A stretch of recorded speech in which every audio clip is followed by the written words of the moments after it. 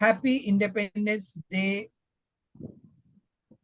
It's a great pleasure today to invite Dr. Sanjay Marale, who's a master's and PhD in environment science. And he's also founder for Society for Environment and Sustainable Development. And he's currently engaged as assistant professor at Kamala Nehru College in Delhi.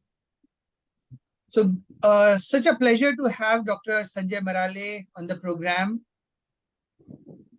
So, to start the proceedings, we are in the midst of what is being described as a climate breakdown. Just yesterday, about 55 people died in various ecological disasters. Though these are all man-made ecological disasters in Himachal Pradesh alone. So on this very somber note, my first question to start with would be that, do you believe that, development has become weaponized, and that unless we redefine development, unless we redefine what is a good standard of living, does it necessarily have to include a private motor car? Does it necessarily have to include, everyone owning their house and, multiple houses with air conditioners, with, so much of pollution and so much of ecological footprint? So where are we in 2023? The United Nations Secretary General recently in a press conference talked about global warming. And there have been warnings being issued way back from 50 years when, the limits to growth and Rachel Carlson's Silent Spring came to the horizon.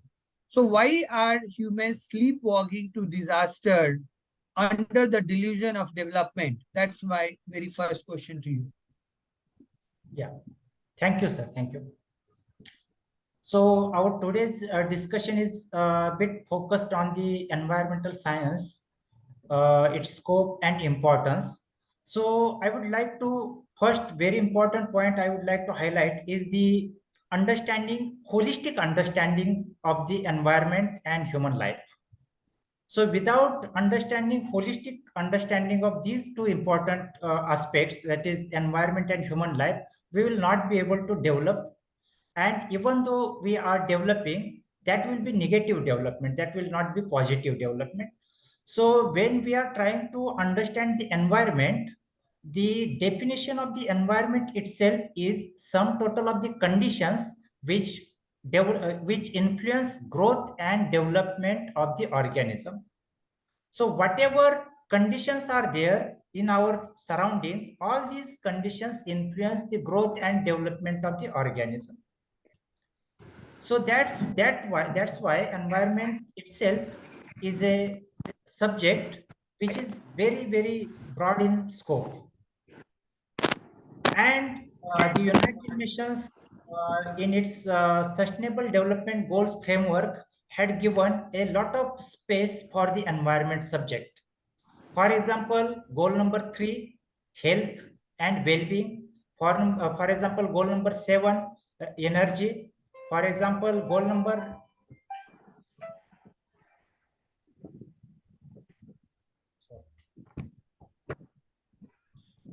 10, goal number 11, responsible consumption. Then after sustainable cities, goal number 13, climate action, goal number 14, life below water, and goal number 15, life on land.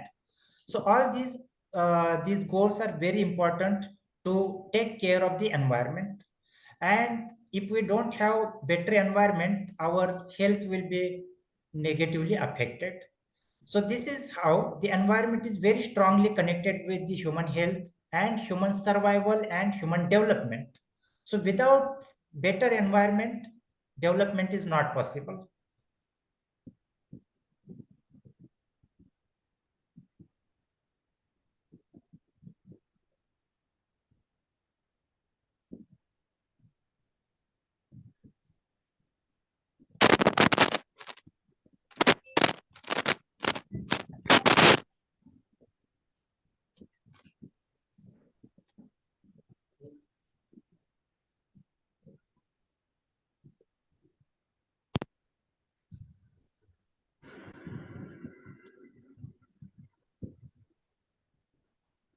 Yes, sir. So Yeah. as far as the just this agenda, sustainable development goals agenda is concerned, the basic principle or basic theme of the agenda is no one should be left behind. No one should be left behind. So it is our responsibility, especially those who are very active in the field of environment, in the field of sustainable development, or you can say social development. So it is responsibility of these people to see how we can engage maximum number of people in the movement of development. And when we are talking about development, environment becomes an integral part of the development. So many of the actions which we are expecting at the global scale, but it has to start at the local scale, and local scale actions will happen only when people are aware about these issues. And that's why first very important step in starting the movement or starting the taking the action is understanding or knowledge sharing or participation of the people. Once they will understand the importance of these issues, then only they will take action. So how we can reach to this number of maximum number of people is very important and pertinent question. If we can solve this one, the majority of the problems could be solved. 50% of the world, 50% of the world's problems could be solved only even if all people can understand the importance of environment and importance of sustainable development goals, poverty reduction, better education, quality education, renewable energy, then climate action, all these. Only understanding itself will help achieve 50 help achieve the goals by 2030. 50% of the task could be completed only through education and awareness. This is my personal opinion.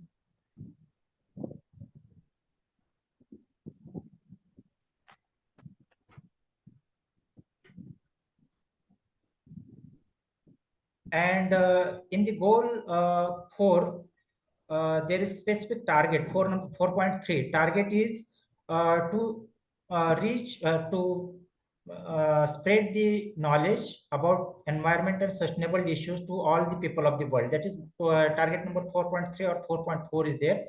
That is global citizenship education and education for sustainable development.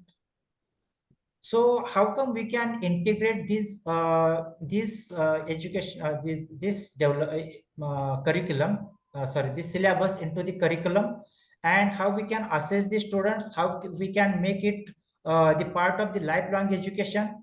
These are the issues we need to discuss at the local, national and government level. So if the government can become successful in this one, I think majority of the problems could be solved. Then besides this, we need partnership.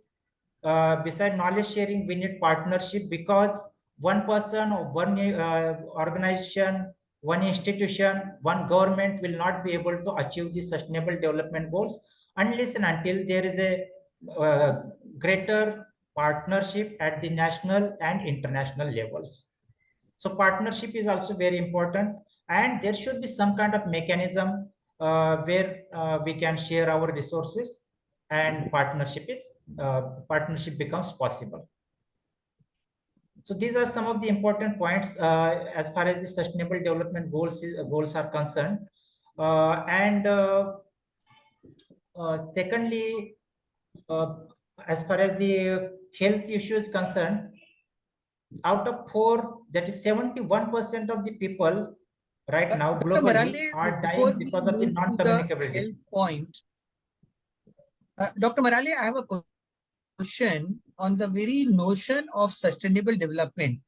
Do you think we need more of sustainable development or we need regenerative development? Because the ecological systems are so badly damaged that, sustainable development means, to carry on at a particular level. Whereas, don't you think that what we truly need is regenerative development? How do we engage in activities which heal and repair the ecological systems. Sir, will you please repeat it, what you said? Sir, please repeat what you said. Yes, Will you please repeat, sir, what you said?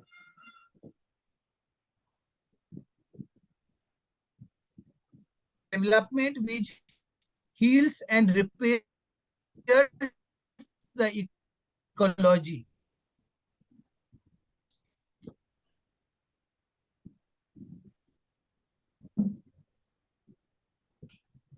Sir, Is you are it not clear audible, now, sir. the You are question? not audible. Yeah, no, no, sir. Please repeat.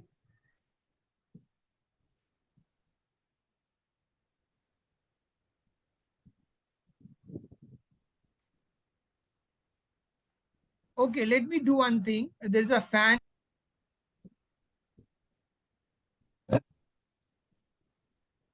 Yeah, am I audible now?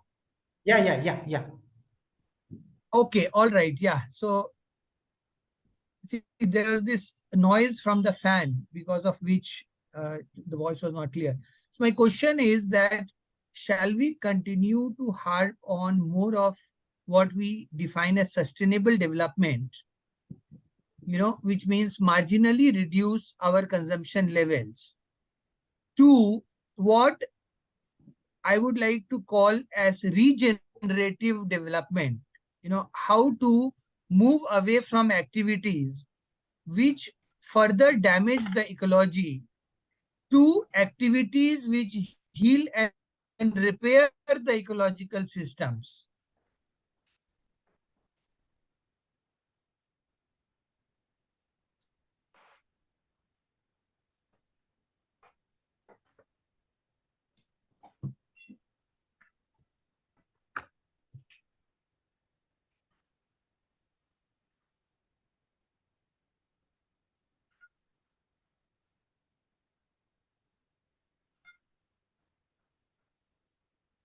Hello. Hello. Am I audible, sir?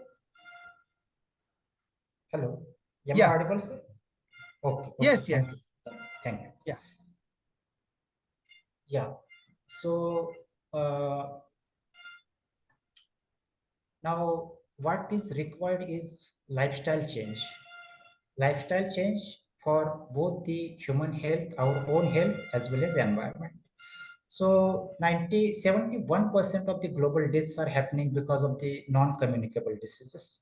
For example, especially five diseases, major diseases: heart attack, stroke, then asthma, chronic obstructive pulmonary disease, and suicide, and cancer and diabetes. These are 4 to 5 diseases which are taking toll. About 71% of the deaths are happening because of this one. Now you see, heart attack, stroke, even to some extent cancer, diabetes, and chronic obstructive pulmonary disease and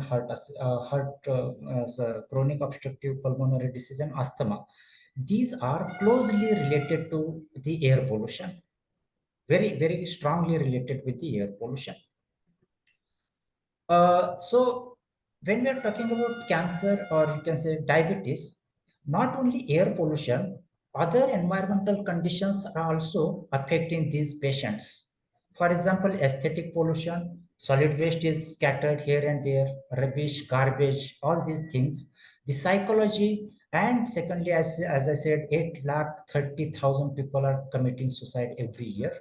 And beyond that, many of the people are suffering through mental disorders like depression, anxiety, and these kind of things. So environmental factors plays very important role in these deaths as well as disorders. Whatever environmental conditions are there, all these are affecting our psychology, and these are resulting into some kind of disorders. So it is our responsibility to keep our environment neat and clean, and development will be possible. More development is possible only when we have better environmental conditions. Otherwise, only we can lose economically, social loss, health also will be lost. So many places will not get good results if we are not taking care of the environment. So clean, neat environmental conditions are very much essential.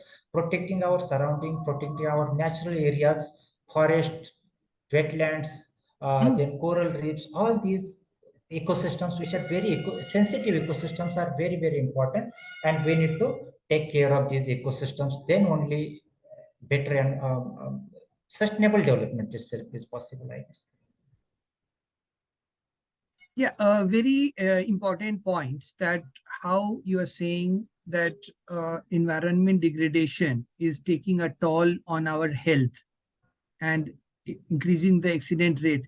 Yet, Dr. Marale, uh, there is a disconnect in the narrative that is being propelled that still longevity is increasing, quality of life is improving, whereas the empirical evidence completely is pointing in the other direction, that humans are very fast dying prematurely, and also the quality of life for large number of humans is significantly deteriorating. Yet why are we not able to organize ourselves and challenge the the old narrative of that development is like making life better, blah blah.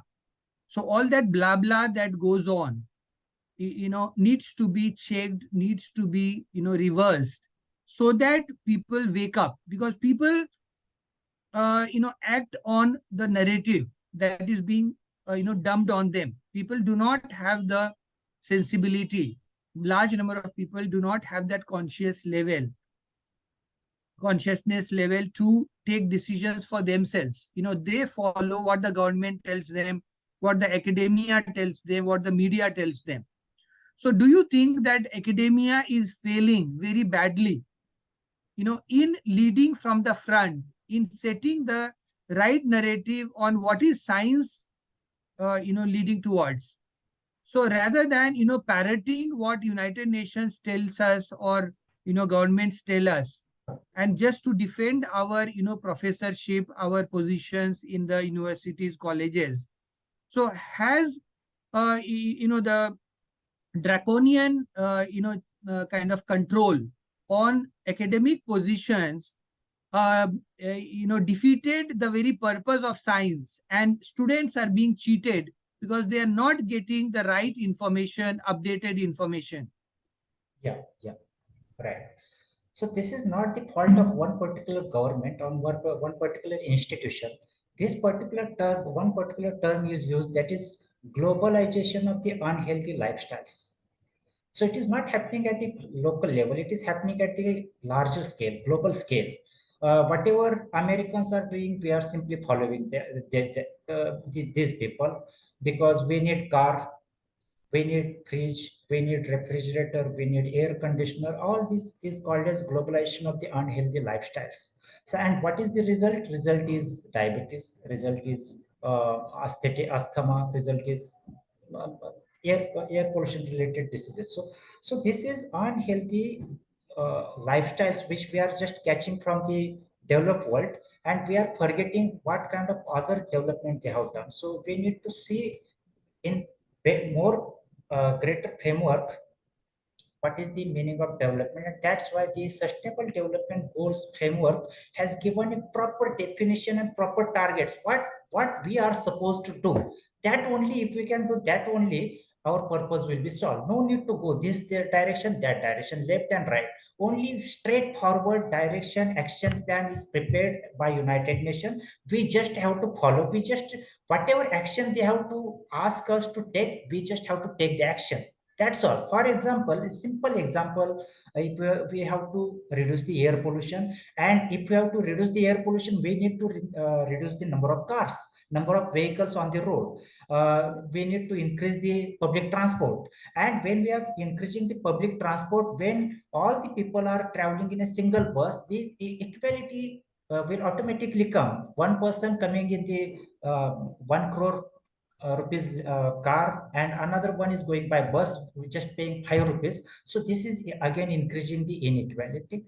So whatever targets they have set, if we can follow at least 50% or 70 or 80% targets, we will be in the list of the developed countries. This is my understanding. So I'm very much impressed, and I strongly believe that if we can follow the Agenda 2030, the guidelines and the targets which are provided by United Nations, definitely our country will do better. Yeah, Dr. Marale, that sounds very good, on the paper.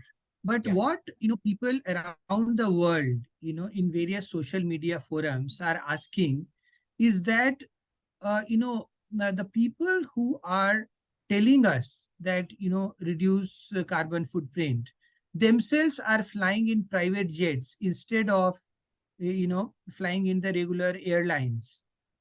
Similarly, they are living in mansions. Their lifestyles betray, a certain hypocrisy, a certain criminal fraudulence that they are saying is effectively that do as we say, not as we do.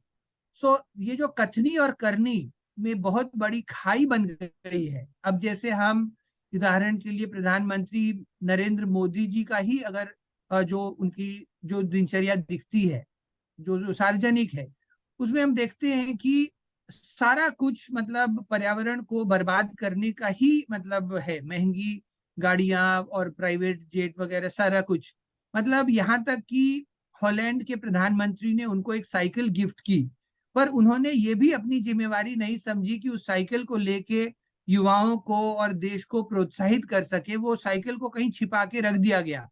तो कहीं ना कहीं जैसे एक कहावत है अंग्रेजी में, fish rots from the head down. So do you think that not just in India, same story is with Emmanuel Macron in France, with Justin Trudeau in Canada, with Joe Biden in United States of America, and except for a few African leaders or maybe few Latin American, South American leaders, there is a very huge hypocrisy and criminal negligence among the political leadership, the so-called political leadership. So how do you think, like Chanakya, he threw away the Nanda, Dhananand को उसने पराजित कर दिया. So how do Dr. Sanjay Marale can be the new Chanakya to lead us to safety and to a real future for our youth, for our children, and for generations to come. So do you feel that moral responsibility, that fire to challenge the status quo? Yeah, yeah. See, basically, the common people should be part of the discourse, and that is not happening. What you said, hardly 2% or 3% upper strata, which is taking the decisions, and they was simply just they are putting on the public, and public is not being involved. To some extent, public are also not taking interest in many of the things. So that is the major problem, unless and until, and why people are not taking interest, because their basic requirements, their basic needs are not being fulfilled. So on one side, we need very strong economic boost as far as India is concerned, because majority of the people are living below poverty line. First, we need to bring them above the poverty line, and secondly, parallelly, we have to boost education also. So people will become more and more aware, and also they will think, they will decide what is right, what is wrong, and technology also playing very important role. Now you said ki Narendra Modi, his type lifestyle is something different, and what he does something different, and what he speaks is something different. But now, what technology is playing an important role. Technology is showing the people the reality. Everyone, even you will go to the corners, any corner of India, youths are using mobile phone and they know the reality. So when the elections will come, the youths will definitely show their strengths, show the power. So technologies are playing very important role, and we need to make use of these technologies as far as environment and sustainable development goals are concerned. We have to make use of these technologies so that at least whatever we wanted to do or contribute, we will be able to do it more effectively.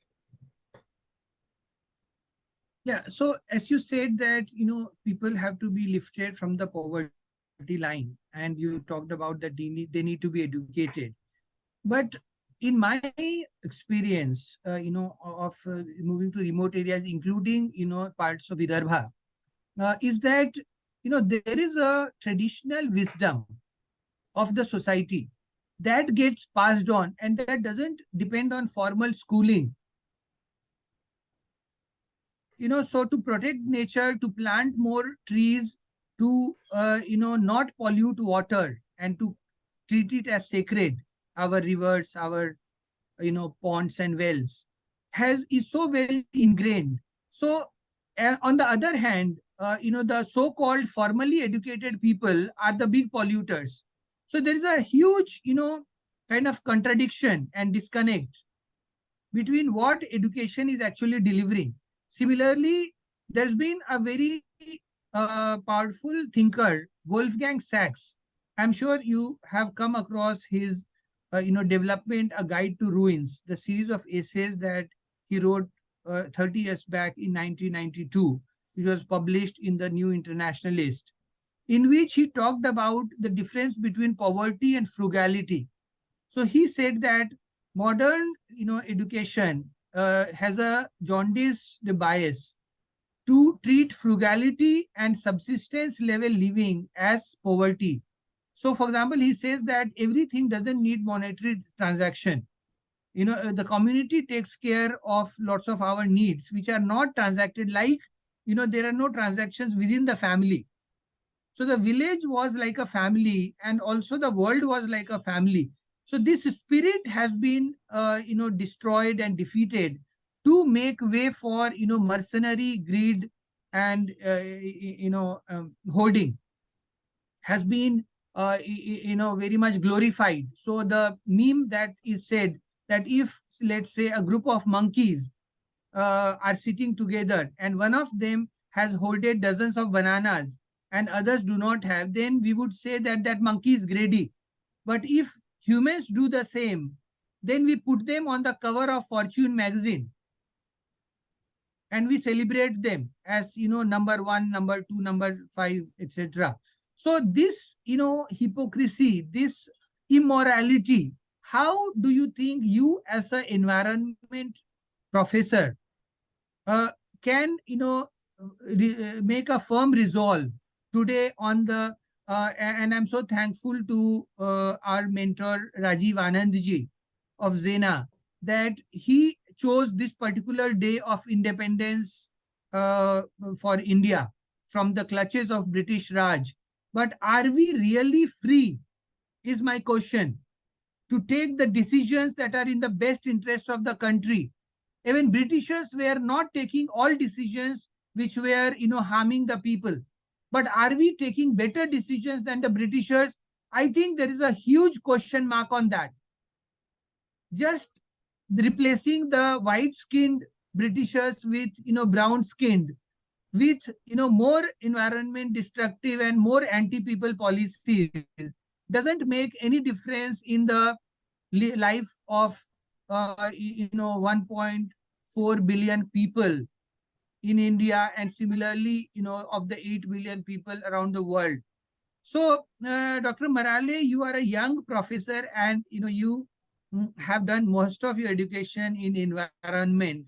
Do you feel the passion, the resolve, the determination to rise to the occasion? Yeah, thank you, sir.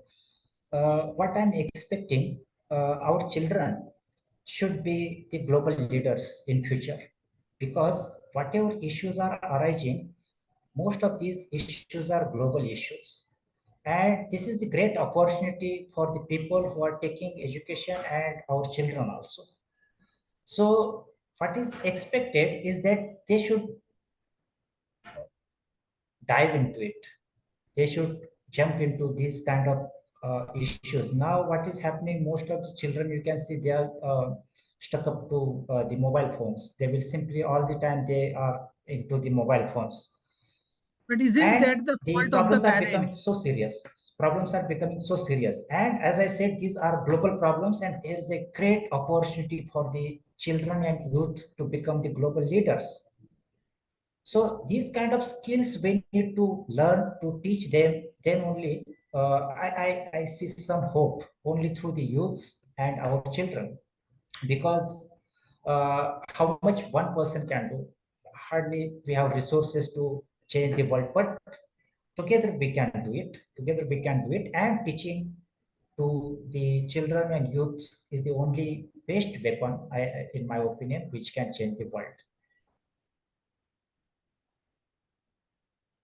Yeah. So again, I think so I can only share my good wishes for yes, on the right track. You made the right decisions in your life to become an educator in environment sciences at a very critical juncture when there is so much of alarm bells ringing. So my best wishes, I think I have asked all my questions. And Rajiv bhai, anything else that you would like to add? And we can conclude the session now.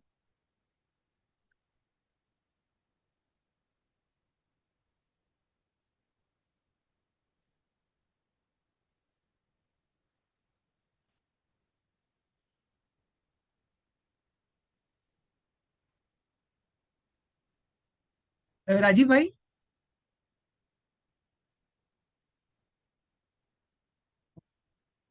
maybe some connectivity problem. Yeah, yeah. Okay, so yeah, so in conclusion, I would like to share that you made the good initiative, but I think we need a much wider discourse and a more sustained discourse on the development versus environment debate. That do we need development that is weaponized to destroy the environment, or do we need development that nurtures, repairs, heals the environment, and thus impacts the quality of life of people, makes lives better, instead of throwing numbers like GDP growth and from 5G to 6G. So we are seeing lots of distraction, lots of trying to mislead the people and the youth and children through propaganda from the highest offices of the government in the country, as well as worldwide. So I think we have a larger responsibility, firstly, to help people sift through the information overload, to firstly become aware that what really is happening around us and what are the policies and actions that need to be taken. So I would like to offer, with my experience in trying to balance development and environment, and my forte has been to look at development and environment as synergistic, that they can actually, with a human intervention, we can only not only stay healthy by doing more of gardening, by taking care of our water harvesting, by taking care of zero to landfill neighborhoods, by ensuring that mobility as a service is so efficient and so comfortable and convenience for everyone, that we don't need solo occupancy vehicles with so many empty seats floating and so much of traffic jam, so much of road accident, so much of unsafe hazardous air pollution, and also what I call as garbage dumps, idly parked vehicles over 98% of the times when they are privately owned. So all these put together, I think this is just the beginning of a long series of interactions with you, Dr. Sanjay Marale. So it's been a pleasure talking to you, and look forward to further interaction. Thank you so much. Jai Okay, Hind. now I think now my connectivity has come. Okay, all right. Uh, Yeah. Before we have got still 17 minutes left in this session. Sanjay bhai, my only humble request to you would be, in very simple terms, in your opinion, the topic that we have chosen to pay today, 5 point, 5 points that you can suggest that every citizen, every child, every student must take up or focus on, in your opinion. All the members of the society need to change some habits, especially rather than using car, walking or bicycle, making use of bicycle. This is first very important step. Walking and bicycle, it will help improve our health as well as improve the environmental conditions, because it does not release any kind of pollutant, air pollutants. This is one thing. Second one is this cleanliness campaigns. Each and every one of us has to start or take part in the cleanliness campaigns, because environment, only we can understand environment, we can do some practical work. So cleanliness campaigns is my second very important suggestion for anyone, not only in India, any part of the world. That will help improve our environment, and our understanding about environment will also improve with that one. Then besides this, there are so many things. For example, if you want to do a research, then that's fine. Solid waste is a major problem. So many issues are global warming and all these things are there. But we right now we need actions on ground. So the third very important point I would like to suggest is mm, mobilizing the society, mobilizing people to take action. So how come you can do it? What kind of skills you are using? Whether you are writing a blog, whether you are making a video, whether you are YouTuber, whether you are you want to make a movie, or you want to go door to door and aware people. That is up to you. Whatever skills you want to make use, you can use it. But the third important point is mobilization of the society, and these are three important points. At the national level, we need better leadership who can take the care of the environment. And at the international level, we have to have focus on the sustainable development goals agenda. That is these are the five best options. If we can um, uh, achieve the sustainable development goals, these are the five best solutions by which we can do it.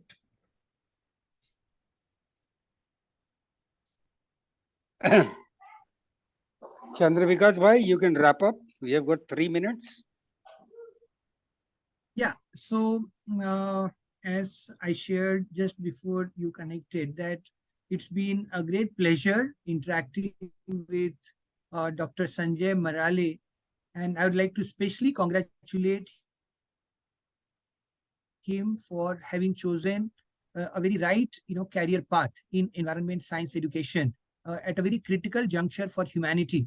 But I would like to strongly urge him to, further sharpen his critical thinking, to question the gaping holes in practice and in theory, in terms of what the United Nations, through its Sustainable Development Goals program, wants to preach to rest of the world, and what its own functionaries and the political leaders as well as the business leaders are showing the world through their practice. They're not walking the talk, and this is creating a jarring note among the youth and children who are completely confused.